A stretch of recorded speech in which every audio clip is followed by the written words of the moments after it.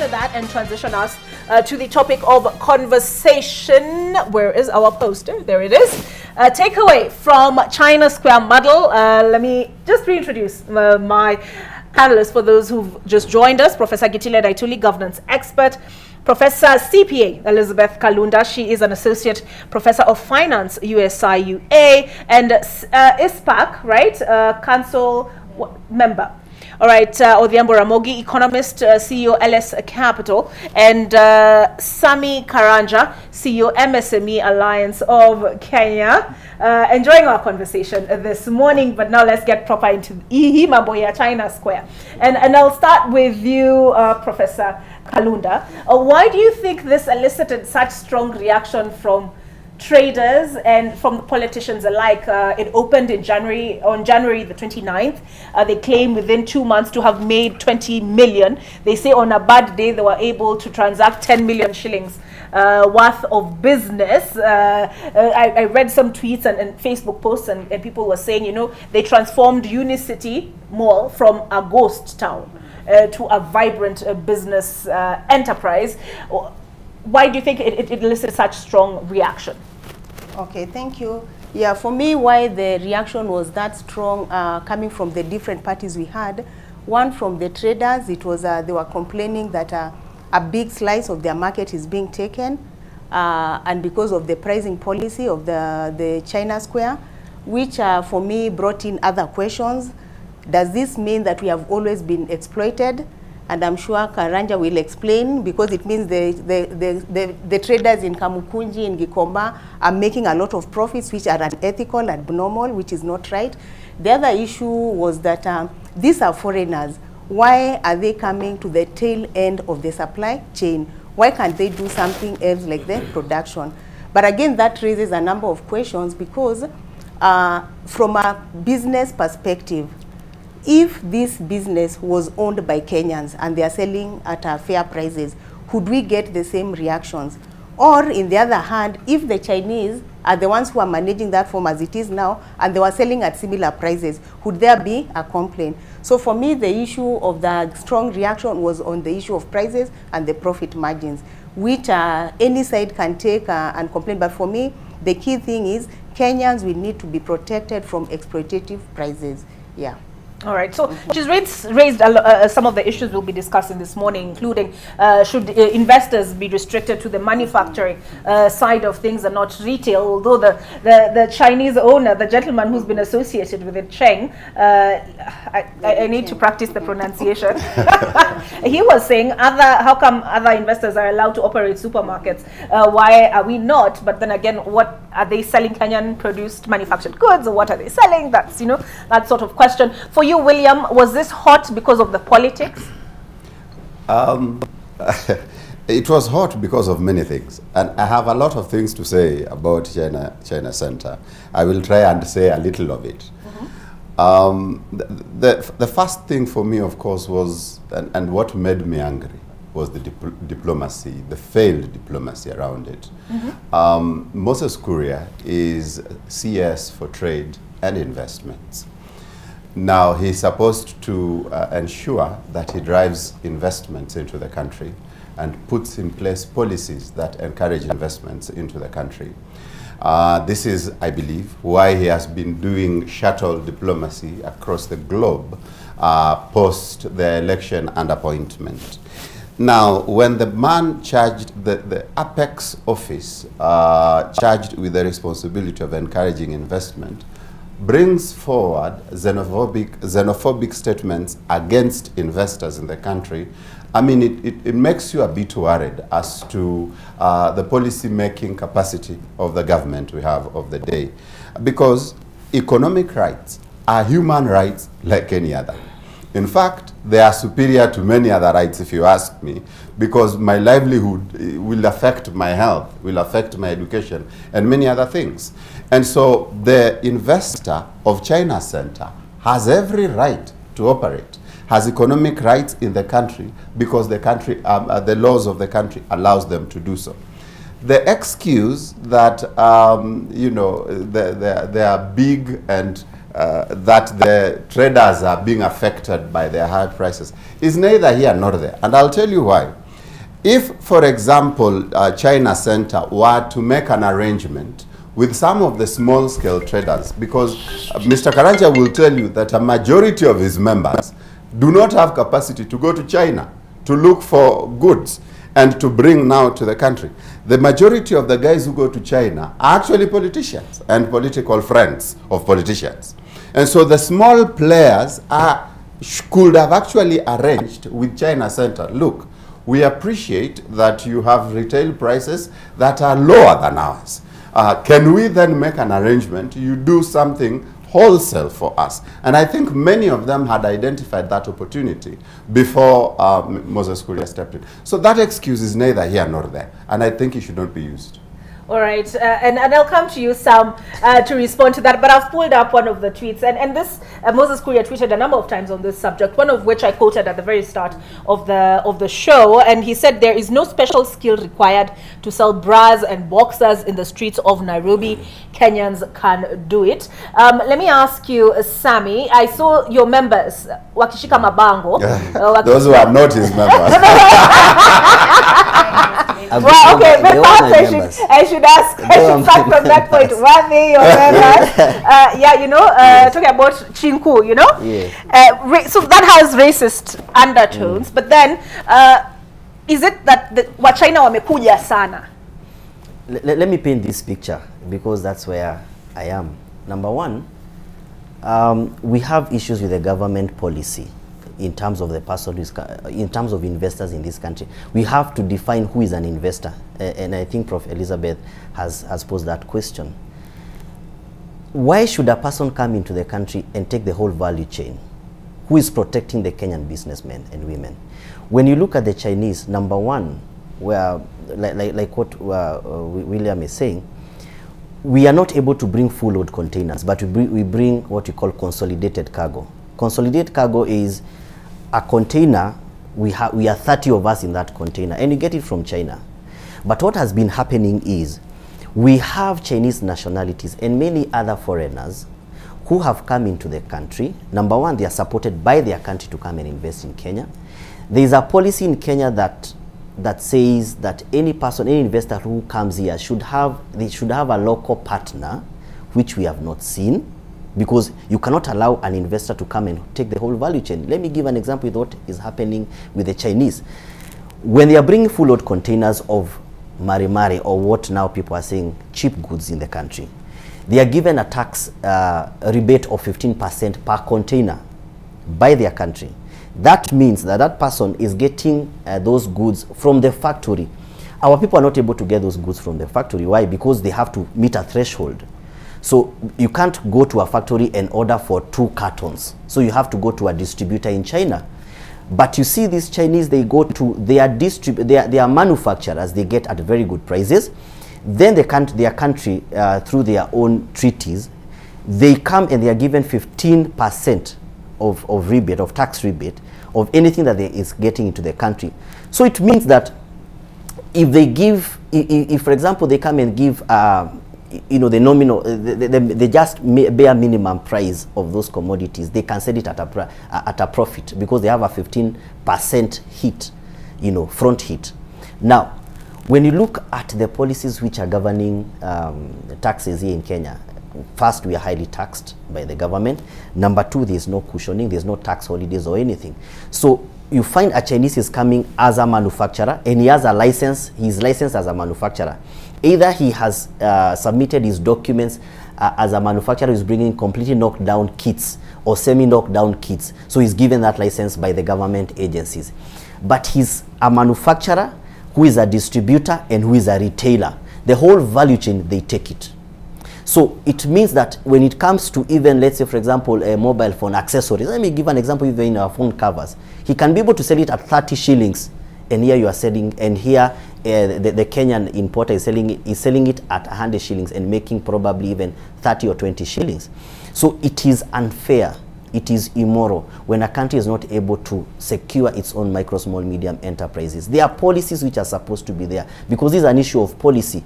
You cannot allow a person to come in the country, and I say that again, to take the whole value chain, where now who are you securing? Who is the government securing? Is it securing the foreigner, or is it securing the Kenyan who is doing business? All right, and I want to pull up Simon Shuri. He writes for the Business Daily, and he's been on this story. He spoke to the proprietor, China Square, who also raised a couple of issues himself. And he one of the things he addressed in one of his stories was Mount Kenya and Nyamakima, and that these are the ones who installed, you know, William Ruto, Rigathi Gachagua, and Moses Kuria, and so they have to play politics. You know, but Professor Gitile Naituli, you write opinion pieces on a number of issues. This is one of which I believe you shared a write-up with me. Yes, I did. You know what Kuria is doing in governance terms? He is working to reorganize furniture in a burning house. You see, we are all having a wrong debate here. The debate is not being accurately addressed, and therefore it's easy to miss the point. And the point is this: why are those Chinese goons cheap in the first place? Number one. Number two, which government on planet Earth which act arbitrarily? The policies are never secret. They are supposed to guide your actions. So you are supposed to have policy on retail, policy on manufacturing. And you are supposed to ask yourself. So we are avoiding the question, because the truth of the matter is this country is a big supermarket for everybody's products. So what we are doing is export labor on a daily basis, whether we buy Chinese goods, whether we buy them from Turkey, or from which is the other place where they go to bring them. Dubai. We export Dubai. We're exporting labor. So Korea is not helping the country. The government is not helping the country. We should ask ourselves, why are those goods cheaper? You know why they are cheaper? Because of our production costs. Companies have been leaving this country and going to Ethiopia, going to Tanzania, and then going to Rwanda, because they have their policy on production right. Because the economy is both the production and the cost. You see what we are doing now? This is how Spain made England rich. You see, Spain was the first country to discover these new lands, and they make a lot of money in Burundi and so on. But they import all their clothes and all their consumption from England, and they formed the English Industrial Revolution. So we have made this country a consuming nation, consuming other people's product, exporting labor. And therefore what the minister is doing, he is merely playing politics. He is not helping the Gomba people, and he is not helping the country. Because the issue is not that the Chinese are selling in bras and underwears. The issue is, why are their goods cheaper than the ones we could be making here, for example, so that we can define consumption and the production. We are not able to do that, and they are diverting tax. In fact, there was a young man in the social media who said that you watch somebody killing somebody, and you wait until that the person has been killed, then you suddenly come and cry. But you watched it, you allowed it. So he says that you don't have a right to come and cry with us, because you could have developed the situation before it became that far. So the successful Kenyan governments, they need to think about the structure of the production in this country. Because when you look at the architecture of why we produce goods here, it's also wrong. It's not even normal. Nobody has ever looked at it, because usually we are less thinkers. You see, we track our factories are in Nairobi, in Mithika. They are upland. So we track raw materials from the coast interland, and then move backward. Finished goods use value has been added. We need to change a lot of things in our production, but we need to address the energy first, the energy question. Without addressing that one, there will be no economic growth, and you will have problems with these people. People will bring in goods and sell them cheaper because there is space for it. And you will never stop that. Those people will be Chinese or they will be Kenyans. But also, having said all that, let me say that someone need to tell Kuria that the consumers also have their right. Not just the people are selling. So we have a right to cheap goods regardless of source. And he has no right to deny us that right. he needs to think comprehensive as a chief executive of the Ministry of Trade. He needs to think better than he is thinking. But as a whole, this government has to address the energy cost, has to address the question of companies leaving this country. Korea is worried about the people setting up businesses. What about those who have been vacating in Kenya? Those are the ones they need to worry about because they are taking jobs with them. So the comprehensive thinking that we expect from our government, because of the resources it's commanding, we are not seeing it. All right. So some of the other issues that have been raised by Moses Kuria are this. He said Kenya is open for business, but Kenya is not open for dumping. And he was responding to Ahmed Nasir Abdullahi, who I mentioned earlier, who questioned how can you say Kenya is open for business and then, yes. So look at the shallowness of that response. What is he talking about? We have KEBS. We have Kenya Bureau of Standards, whose job is to make sure that there is no dumping in Kenya. So what is he telling us? The KEBS is under his docket.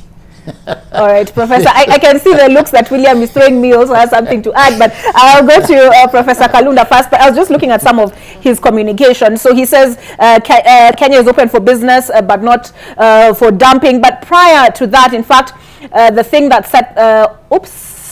set all of this off.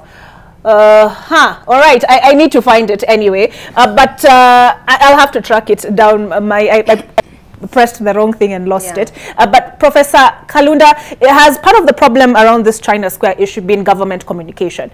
Because we've had the CS, you know, lobbing tweet after tweet on the subject, and then we had the Foreign Affairs Principal Secretary come in and say Kenya's investment policy is non-discriminatory and non-arbitrary.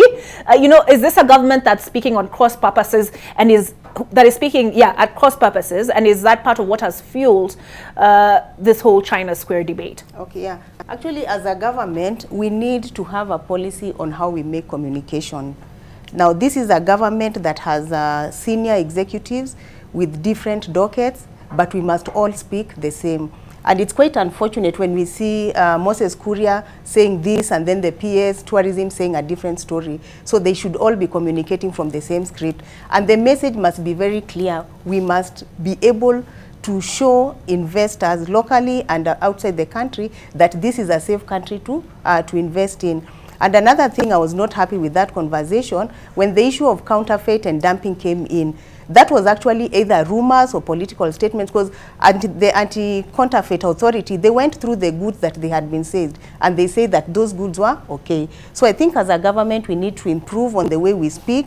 We need to speak messages that are going to promote our businesses and not messages that are going to actually have this capital flight. We've had a lot of it. Multinationals have been leaving the country. So as a professor said, we should be trying to look at what is the root cause of the problem in Kenya.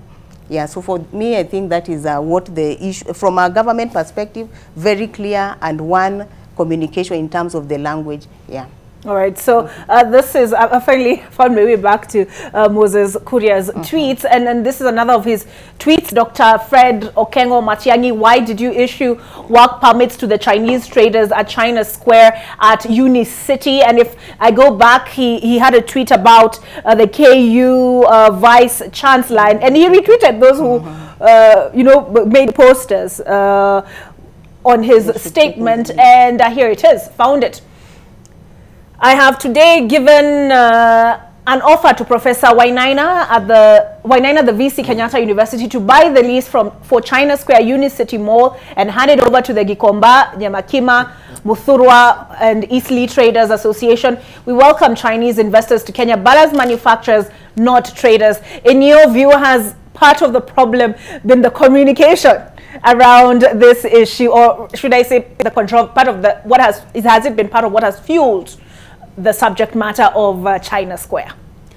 Yes, it has been. But let me start from the previous tweet you made of the whole question of Mount Kenya and the traders and China Square. And actually, I did find that story. So I was not making it up. I actually did. I was not dreaming it.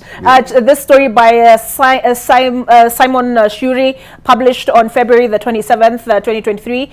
China Square, the Nyamakima monster that consumed Uhuru is now after Ruto, and let us, for years, Nairobi's downtown Nyamakima Trading Hub has been the hallmark of entrepreneurship for traders from central Kenya. But amidst the hustle and bustle was a grey economy. So when the government initiated a crackdown against tax evasion and counterfeits in 2017, traders in Nyamakima were badly hit. Coming in the middle of presidential succession, the anti-smuggling campaign inadvertently played into the hands of opportunistic hustlers versus dynasty propaganda machinery of the then Deputy President William Ruto. The anti-smuggling campaign was turned against retired President Uhuru Kenyatta and his preferred successor. And then, although his preferred successor, Mr. Raila Odinga, dealing them a devastating blow in the race for Mount Kenya votes in the 2022 general election, although the Nyamakima group helps propel Dr. Ruto to the presidency, the Kenya Kwanza administration is now beginning to feel the heat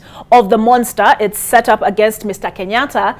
Deputy President Rigathi Gachagua and Trade Cabinet Secretary Moses Kuria find themselves trapped by the demands of the Nyamakima, quote, kingmakers, who are now threatening the country's international trade policies and endangering diplomatic ties with China, whose traders are targeted in a smear campaign for unsettling the thriving grey economy downtown.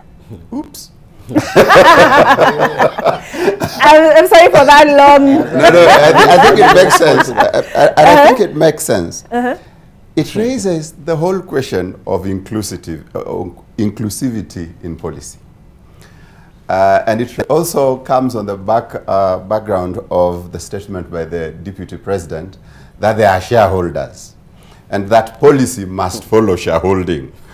Because, and this is the because, a few years back, fishermen in Lake Victoria and at the coast, Kenyan coast, complained that the Chinese were bringing in fish, which was unhealthy, first of all, and secondly, it was cheaper than their fish. And this made it into the market systems of Coast Province, of the coastal region, and the market systems of the Lake region. There has been no communication about that by the Ministry of Trade since they came into power. A few years further, if you went back, Western Kenya and parts of Rift Valley have complained about this importation of sugar and maize, and many times we subsidize foreign farmers as opposed to our own farmers because we buy the foreign sugar and maize more expensively than we buy from our own. And there has been no communication around that by the same office. And then all of a sudden, China Square comes up, and then you are told this is priority in terms of policy directive. I think that brings to fore the whole issue of inclusivity in policy. And we need to address that. So that then now, if the issue is that there are people behind Moses Kuria that are forcing him to make those demands or to make those statements, that need to be addressed at a political level and not necessarily to be subservient to it. All right, I see there Sammy is looking at me. Sammy, are we missing the point by politicizing it?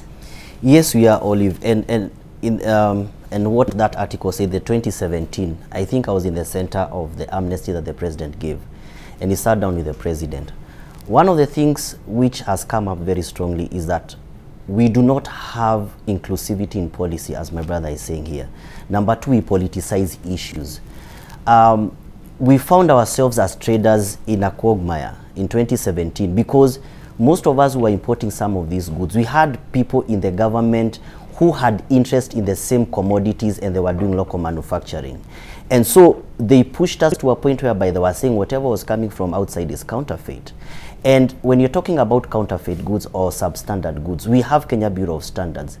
And before you import any goods from whichever source it's coming from, you have to have a PVOC, a pre-verification certificate that is mandated, or a foreign agency that is mandated by Kenya Bureau of Standards to pass the goods so that they meet the standards which have the threshold which have been placed in the country.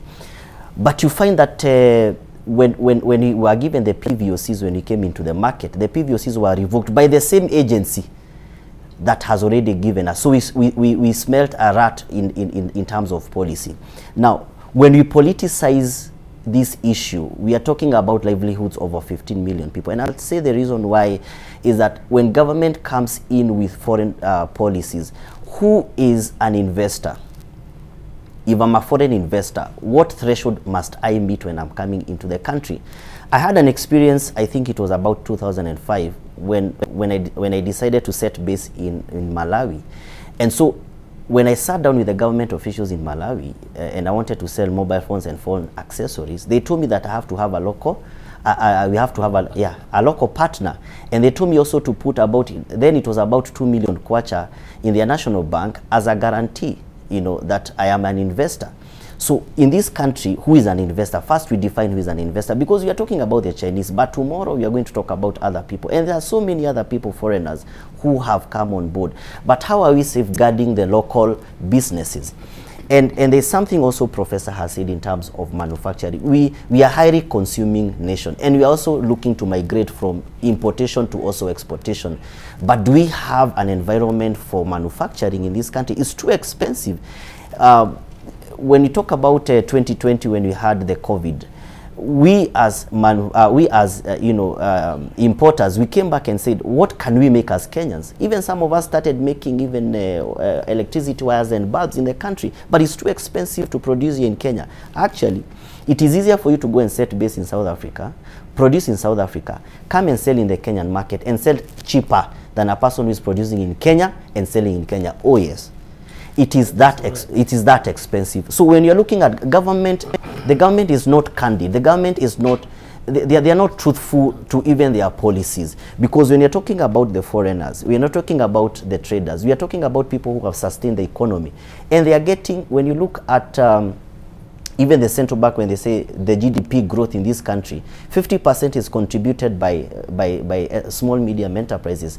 And any economy that safeguards the small medium entrepreneurs is an economy that grows. But the moment we politicize this issue and bring politics, the Mount Kenya people who made Uhuru to go home and everything else is coming back again to bite Ruto, I think that's very unfair, because you are politicizing the livelihoods of people. The value chain must be fair. There's no country. I cannot go to China and start doing retail. I cannot even have a shop in China. There has to have policies. How comes? And it was actually in one of the stations, in one of the Kenyan leading stations. They went even to Nyamakema and they saw a Chinese with a license of a manufacturer, but they are selling retail and they are selling spare parts, car spare parts, and they are doing retail. How comes a Chinese can go to downtown and open a shop? What policy did the government, what policies are in place, and how did they get the licenses to do retail, to do things that we Kenyans can do? They are also doing hawking. I believe we must have, even if it's an open market, I agree to that. But I believe we should have policies that safeguard the Kenyan businesses. You cannot allow any person to come and do business anyhow. We even have some guys from our neighboring countries, wanafanya vinyozi, barber shops. There are guys who are selling jugus, who are foreigners on the roads. So what policies has the government placed? Today it may be China, tomorrow is going to be something else. And if we say today that if we don't tackle the policy issue, because this is a policy, it's not a political issue, it's a policy issue, our economy is going to go down to its knees. All right. And I'll come to you so you can be thinking, Professor, on the issue. He says this: we risk after China Square, we risk moving on with it without really interrogating or really paying attention to what are the issues that are policy issues that are coming up that need to be addressed. So as an academic, what are they for you? But before then, Professor Gitile Naituli, formerly of the National Cohesion and Integration Commission. I mentioned Moses Kuria responded to Kenya's Open for Business, Ahmed Nasir Abdullahi. The tweet he was responding to was this one. Ahmed Nasir Abdullahi says our policies should not have a, quote, racist undertone. Moses Kuria is obviously wrong in his onslaught against Mr. Lei Cheng of China Square. Kenya is open for business is Kuria's mantra, yet he is at war with Cheng for succeeding in his business model, which is selling cheapest. And then he went ahead to retweet this tweet by Wu Peng. And if I need I need to demonstrate who he is, but I'm afraid to lose the tweet. Okay, I'll risk it. Wu Peng is the Director General, Department of African Affairs, MFA, Ministry of Foreign Affairs, China. So, senior government official from China, and he tweeted this.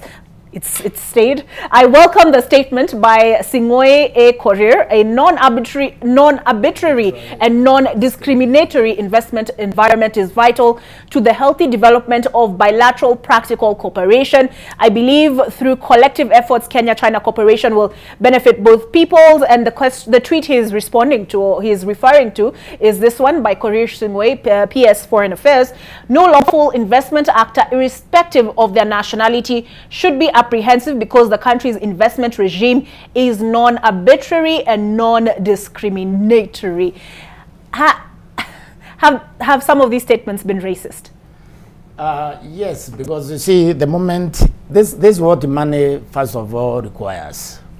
To attract investors, because we need to attract them here, they have to be able to predict us. So the moment we are not predictable, that's why they are talking about arbitrary. The moment we are not predictable, money will stay away because money likes security. Money also likes harmony. Lack of coherent policy is also that there is a chance that there will be disharmony in the future. And therefore, if you have money, you will keep away. So when the government makes a statement, they need to reach out to the policy first.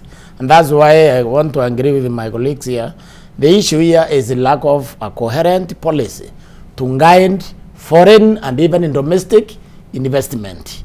You need to disaggregate all these areas. They don't have that, and they seem to be just talking. Talking will not help us. You know, what is surprising me actually right now is Ruto was able to assemble economies of some repute. But it looked like we have overestimated, overestimated or overpriced our economists. We have, it looked like they are not really what we thought they are, because what is coming out from Masola in fact, from now this statement on cost of Chinese goods, cheap or not cheap, we don't see the economics input. What we are saying here is a national policy. That's why he says there was a discrimination in fish. Because I guess that's not Mount Kenya area, so nobody cares. Whether you we are not shareholders. not shareholders. What we are asking is a national policy. But I can tell you, though, the elephant in the room is in government officials' involvement in trade. Period. When they are the ones who make the policy. Exactly. What we need is a law barring government officials from being involved in trade. Well, all government officials, regardless of which ministry, once you agree to be a public servant, you are a public servant. You need to be banned from being involved in business. If you want to remain in business, don't join public service. That way, there will be no Chinese license to manufacture, but now retailing. He is retailing because of protection from the state. Exactly. So the enemy of the people of Kenya, as it were, is actually our own government. All right. So we need to take a break, but when we come back, the topic is, what are the takeaways? What can we not afford to lose in this whole conversation? You know, there can be lots of fireworks and then hot air. So what are the issues that require addressing on the other side of this break? William, you spoke about fish. I pulled it up somewhere. Just give me a quick Fishy second business. to trace it. It was Moses Kajwang tweeted about it, and here we are. The senator tweeted, when we complained of Chinese fish imports killing livelihoods of local fishermen who are told to respect forces of supply and demand, today they're upset because Chinese bras are killing livelihoods of Nyamakima traders. In Kenya, fishermen rank lower than Mau Mau descendants. It's a tweet that got 132,000 views. But before we go to the policy issues, right, on the table, Professor Gitile Naituli, I did mention earlier, formerly of NCIC, the Kenya Chinese Chamber of Commerce, took issue with now a serving NCIC commissioner, and that is Wambui Nyutu, saying she exhibited discrimination in her sentiments on the subject. And on her Facebook account, here we go, This is what she said. I had contemplated going to China Square to buy some home accessories but decided against it. Here is the reason why. 1, you are going to China Square to buy goods whose raw materials are Chinese. 2, you're going to China Square to buy goods manufactured in China. Think of the labor input. 3, you're going to China Square to buy goods imported by Chinese. Imagine, despite them using their raw materials and manufacturing, they even go ahead and export the said goods to our country. 4, as if all 3 above are not enough, they go ahead and rent a whole mall specifically for these goods and sell them to you themselves in the name of, quote, cheap household goods. 5, once they make their mega profits, they send them back to their country to reinvest and lend loans to Kenya in high interest rates. We are currently experiencing a serious shortage of dollars. The shilling is continually weakening against the dollar, and still dollars are not enough. Why? Because we're importing more than we are exporting, and the imports are done by foreigners. Wow, my dear friends, as a country, we must make a tough decision. What exactly do we want with ourselves, our businesses? How exactly do we plan to grow our economy if all monies made are invested in other countries? 3, giving foreigners the right to do work that Kenyans can do is the greatest insult to hardworking Kenyans. A while back, the law prohibited foreigners from owning companies without locals having a stake was lifted. This was the beginning of our troubles. How can a country expose itself to such vulnerability? Are we more loyal to foreigners than we are to ourselves? I have traveled to China once. I stayed for 10 days. And I have also traveled to the US as well as some countries in Europe and Asia. The naked truth is that the Chinese are the most racist people in the world. You'll be walking in the streets and they will spit on the ground in disgust or call you monkey. The police walk around with huge guns, intimidating all black people who are buying Chinese products to export to their countries. I have never seen this sort of intimidation anywhere in the many countries I have traveled. These people have no respect for the black man, but here they are with their goods, which you must buy, yet they hate you deep down and see you as trash. Recently, we have seen Chinese nationals beating up their Kenyan employees right here in Kenya. The audacity, she says, I digress. My petition to my good friend and mentor, C.S. Moses Kuria: you have a genuine will to support trade between Kenya and other nations. This trade will not be helpful to us if it is carried out in this style where Chinese are hawking like hustlers in the streets. Hi, C.S., please sponsor a bill in Parliament with the following recommendations. No foreigner is allowed to import and distribute or retail sell their products in Kenya. If any foreigner is interested in having their goods consumed here, let them come. Identify local partners. Allow the partners to import, distribute and retail these products. A foreigner should only advertise such products but not do everything as if Kenyans are dumb. And 2, reintroduce the law where foreigners must partner with locals so as to do business. If we as a country cannot do this for ourselves and for the sake of thousands of hustlers in Nyamakima, Isili, etc., then we can never, ever help ourselves. Was she out of order, Professor Gitile Naituli? And then also, William, I'll need clarification. This, I thought it was the 30% ownership. It's something that Kuria has said we need to actually do away with, not retain, as Wambui is proposing. Yeah. But Professor Gitile Naituli, was she out of order? I think she is, because in the event that we get excited and copy the South Africans, she is the one who is supposed to come and bring us together as a neutral arbiter, because to maintain harmony is to maintain harmony all of us who live in the Republic of Kenya. She is making very good points, but I think she kills them by introducing emotion appealing to emotions, and that's what she should guard as a peace, as a conciliator. She needs to guard against that, because you know we are emotional animals. So when we read the text that is appealing to emotions, we are likely to act on it. And that is actually a violation of NCIC Act. Because some of the speech which is protected is a speech that is factual. She is factual on a lot of things. But then in other areas she is appealing to emotions. That is tricky. But also I expect that people need to understand that what we really needed to get our policy right. We cannot blame other people for our problems. We can't blame them for what we fail to do ourselves. Because even looking at the statistics on the Daily Nation here, it's very clear that we are concentrating on consumption, not production. Look at where the jobs are being created other than the construction is public administration and even education. You see, I think in 1971 there was a scholar from Tunisia who wrote a book and put a very strong, this is why Africa will never develop, because he said Africa's primary industry is administration, and administration is a consumer of resources. It's not a producer of resources. So I would expect that NGIC would think very carefully around the national issues as a whole, but not targeted sectarian issue, because that then will divide the country. All right, Professor Kalunda, what can we not afford to lose in this whole conversation from, from an economist, finance sort of point of view? Okay, thank you. Yeah, so what we should not avoid to lose is the issue of trade or just protecting Kenyan trade. We have policies that should be there so that we protect our home industries against unfair competition from foreigners. And I think for this, we need to be very careful in how we approach this, because just making statements after a company has come in Kenya, that is a bit too late. It's a bit reactive. We should be proactive. And for me, I see as a country, we are a great consumer. So how can we even change our curriculum so that from the education, we are training our students to be producers? Because once we get that right, I think this issue of us just being consumers is going to be gone.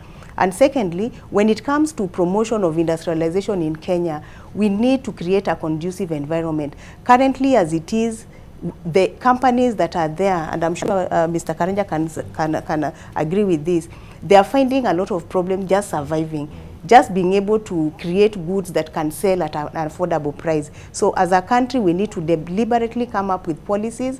We need policies can be even in terms of the taxes that we charge. There should be issues of rebates and just those capital deductions that we used to have. There should be even cheap loans for companies.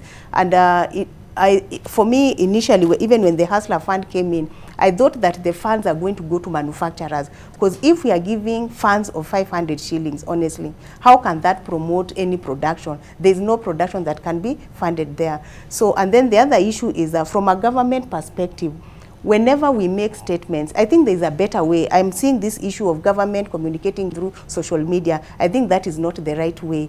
And I don't know whether the Chinese, the guys who own the China Square, received any official communication, or they were just seeing tweets going round and round. And you know the way social media can really sensitize people. There can be a lot of exuberance, which can lead to things like xenophobia. And then finally, around this, what I would say is that even the Kenyan traders, we need to improve on our business model. Karanja mentioned some things about how we import goods from China and other countries. If you cannot create that critical mass, why can't you come together and create that mass so that you can be able to get products at a cheaper price? Yeah, so for me, there's a lot of learning for us as Kenyans. And we can even emulate other countries. Why? I mean, because I always see as a country, we wait for things to happen and then now we start making noise. Yeah, which I think we should be more proactive and not reactive. All right. I'll come back to you on the question of how have other jurisdictions managed Chinese investment in their countries. Like in San Francisco, I believe there is Chinatown, you know. But William, you said you had a lot to say on this subject. I will give you the floor now. All right. No, thank you. You have said that you want takeaways, so I'm trying to get less emotive, as my good friend Professor has said. And perhaps just focus on what I think are our lessons. One, I agree that the policy needs to be coherent, but it is not enough to say coherent. It is enough to say inclusive, because the policy has not been inclusive. There may be areas that it is coherent, but it has not been inclusive, and we want inclusivity. There is no policy. But the second thing that I wanted to bring back to the conversation is the whole issue of the role of the Ministry of Trade and Industry is to encourage the development of local cottage industries. So that, for example, Mr. Karanja has said that we have 15 million traders that are ready in terms of distribution and marketing of nicely done Kenyan products. I'm envisioning that if we, for example, invested significantly 100 billion, let's say, and said that we want to develop the cottage industry of Kenya. Because some of these things we're importing from China, those guys started from basements. They started from very small cottage industries and then grew them into some big businesses that are doing what we call counterfeit. And they started small. Can we have something like that? And start small and encourage these guys in Nyamakima and Isli. Is there a way you can make some of these things locally so that we encourage you to make them? So that you are also a manufacturer and a retailer. I think we need to start thinking in that direction as opposed to fighting China Square. The third thing that I want to also allude to is the whole issue of protectionism. First of all, our constitution is very clear about discrimination against race as well. If that constitution can say that gays have rights in Kenya, sembuse other races. So it's not enough to say because they are Chinku, they should not be able to trade in Nyamakima. I think that's a bit backward. And if we do not want to be discriminated in Shanghai, we do not want to be discriminated in London or Berlin, then let's also be open to other people coming into our country and doing business. The same way we want to pursue opportunities in New York is the same way this guy in Shanghai wants to pursue opportunities in Nyamakima. It in fact means that they have a vote of confidence in that you have an economy good enough to feed people in China. And so that we need to address ourselves to that fact that we cannot afford to be xenophobic. But protectionism is an international reality. When Trump came to power, he said, America first. And when the British decided, the Brits felt that they are getting a raw deal in the EU, they said, no, we want Brexit. And so that reality is there, that more and more countries are going protectionist. Now, these are established countries with very big economies, and they are saying they want to protect the economies. China itself grew out of protecting its economy. And so it is in order for the government to say, yes, we do not want retailers to come with micro investments and start retailing njugu in the streets of Nairobi. That makes sense. And I think however, I think we need to agree on is that our protectionist policy should cover all areas and should be non-discriminative. For example, you cannot say you are protecting the trader in Nyamakima and ignoring the sugar farmer and the maize farmer and the fisherman. That would be awfully unfair. I think we need to be as accommodative as possible. All right, Sami, the traders met with the Deputy President, Rigathi Gachagua. What in politics, they're called irreducible minimums. For yourselves, what are the assurances, you know, the minimum, basic assurances you're looking for from government on this issue?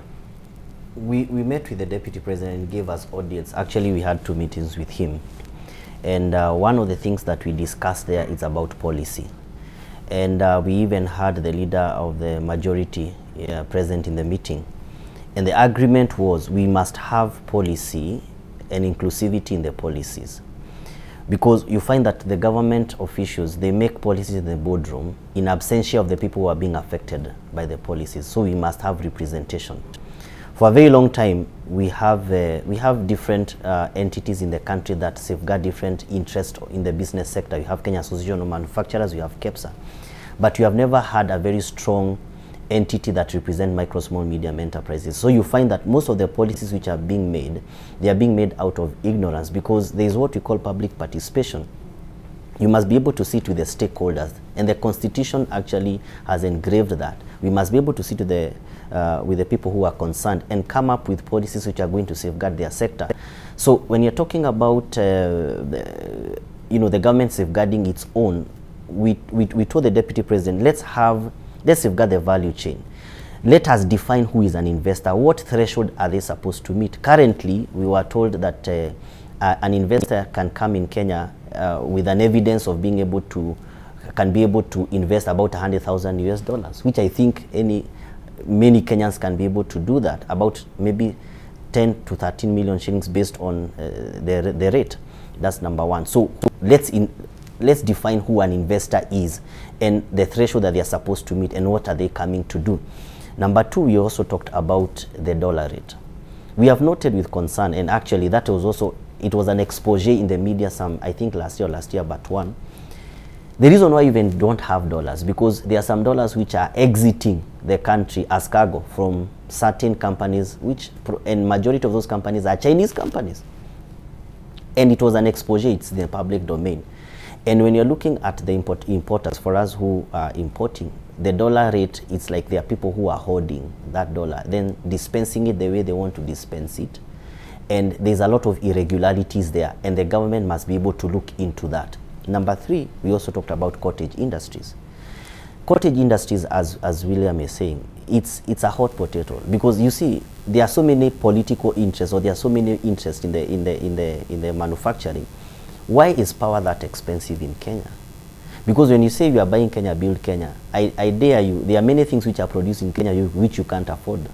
And that is why you find that we are highly consuming nation. When you look at China, how did they grow the economy? They grew the economy based on cottage industries. As William is saying, you go to the balcony and they are making earbuds, they are making toothpicks. We are even going to an extent of importing toothpicks, an extent of even importing matchboxes. Why? Because production in Kenya is very expensive, and we have a highly punitive tax regime, and it's passed from one regime to another regime. Instead of having the government in support of the local manufacturer, you find it, for example, and I'm going to give a case study of one of our members. Actually, he's a leader. He started manufacturing bulbs here in Kenya, so he got different, he brought what he called completely knockdown kits. The Kenya Revenue Authority had to send even one of its officials to look at how many bulbs is he producing on a daily basis, so that he can tax that person. And when you're looking at a person who is investing, and they have come together as five, they're investing each and every person 1 million shillings. This is a person who the government is supposed to come and safeguard and check, and even give a tax holiday. For about 6 months, you're not going to pay taxes. But the moment you open shop today, tomorrow you have a government official there, a Kenya Revenue Authority official, who is counting the bulbs which you are producing, so that they can be able to tax you. 3, 4, 5 months down the line, he left that business. Why? Because he felt that the government is not even supporting him. Look at even the policies safeguarding licensing. Kenya Bureau of Standards, before they give you standardization of goods, you have already produced something, you have a product, and you have given them to go to check the standardization, whether they meet the standards. It takes 2 or 3 or 5, even 5 weeks. What are we talking about?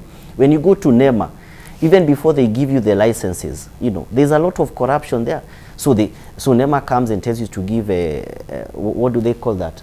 Something impact assessment, environmental impact assessment.